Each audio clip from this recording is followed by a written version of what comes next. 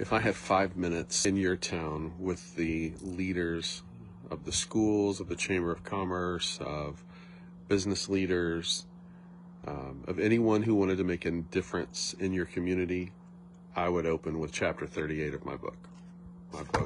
Communication Culture, Volume 1. I would open up with chapter 38. And here's what it says. It opens with a quote by Andy Stanley. He says, "Disagreement is unavoidable, but division is a choice." At every turn, you and I, we look at ways that are not the thing that we would agree with the most, or not the thing that we like the most, or not the thing that resonates with us the most. And then our human nature is to not vilify the other sides, the other angles of it, not that far necessarily. But, well, I wouldn't do it that way. Well, if it were up to me, I surely wouldn't do it that way.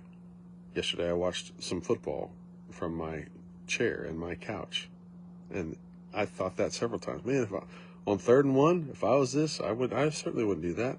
On 4th and 4, why would you go for the long pass? It's not tricky. Disagreements are unavoidable. And the truth is, I don't even agree with the dude in the mirror all the time. Why would I expect other people to agree with me? But then we do have the choice to become divisive or not.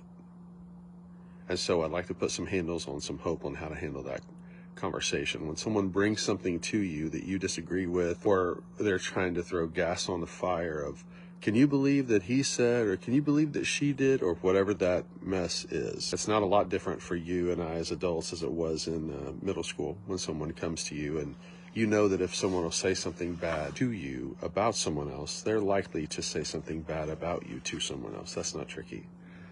So one of the best ways that I've found to diffuse that, or at least to stop it, because I'm not going to engage in it, that this statement tells you I'm not going to engage in that.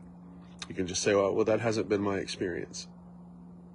Period. You're not adding anything to it, and you're still being able to honor the person who's being discussed by not throwing shade. The shift that should happen, the shift that needs to happen, the shift that must happen is, instead of seeing disagreements as a huge opportunity for us to divide and conquer, these have to become opportunities that will still make us stronger. And it's true. And for me and all the voices in my head, for us and our families, for us and our communities, for us and our country, of course, like it just goes out. But it starts with disagreements. What I do for a living is solve the problem of division and disunity in the workplace. And what I know is true is division and disunity often starts as just a distraction. So for you and me today, if I had 5 minutes with your community, whoever it would be, I would open with chapter 38. Disagreements are unavoidable, but division is a choice. Today, let's not be people who divide. Let's be people who unite and support.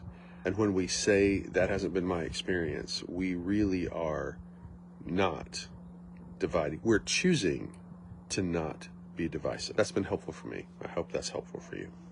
Have a great day.